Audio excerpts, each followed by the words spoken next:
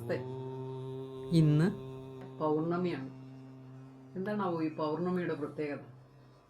നിങ്ങൾക്കറിയാമോ?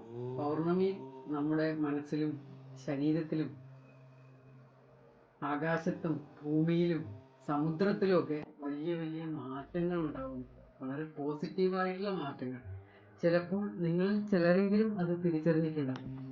പൗർണമി ദിനത്തിൽ കടലിലേക്ക് ശ്രദ്ധിച്ചാൽ മനസ്സിലാവും, കടലിലെ തിരമാലകൾ വളരെയേറെ ഉയർന്നും താഴ്ന്നും വരുന്നതായിട്ട് നമുക്ക് കാണാൻ വേണ്ടി സാധിക്കും. അതുപോലെ നമ്മളുടെ രക്തചംക്രമണത്തിൽ മാറ്റങ്ങൾ ഉണ്ടാകും.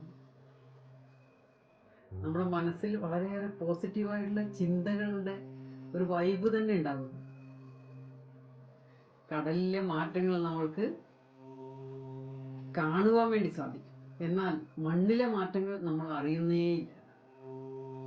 ഊർജ വ്യവസ്ഥയിൽ വളരെയേറെ വലിയ മാറ്റങ്ങൾ തന്നെ ഉണ്ടാകുന്നു എന്നാണ് പഠനങ്ങൾ പറയുന്നത്. അതുകൊണ്ട് തന്നെ പൗർണമി ദിനത്തിൽ നമ്മുടെ നാട്ടിൽ, നമ്മുടെ സംസ്കാരത്തിൽ നമ്മൾ ഈ പോസിറ്റീവായിട്ടുള്ള മാറ്റത്തെ നല്ല രീതിയിൽ ഉപയോഗിക്കണം എന്നുള്ള ഉദ്ദേശം ഉള്ളത് കൊണ്ട് തന്നെയാണ് പൗർണമി ദിനം നമ്മൾ ആചരിക്കുന്നത്. പൗർണമി ദിനത്തിൽ ഉപവസിച്ചും പൂജയിൽ പങ്കെടുത്തും നമ്മൾ പൗർണമി ദിനം ആഘോഷിക്കുന്നു. ആ പോസിറ്റീവായിട്ടുള്ള വൈബിനെ നമ്മൾ സ്വീകരിക്കുന്നു, നമ്മളിലേക്ക് സ്വയം ആഗിരണം ചെയ്യുന്നു.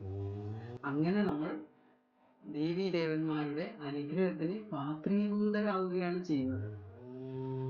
ഇന്ന് പൗർണമിയാണ്. എല്ലാ പ്രിയ മിത്രങ്ങളും പൗർണമി ദിനത്തിൽ ഉപവസിക്കാൻ സാധിക്കുമെങ്കിൽ ഉപവസിക്കുക.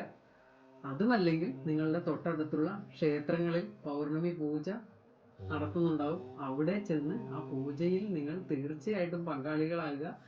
അപ്പോൾ നിങ്ങൾക്ക് മനസ്സിലാകും ആ പോസിറ്റീവ് എനർജി നമ്മൾക്ക് തരുന്ന ആ ഒരു മാറ്റം.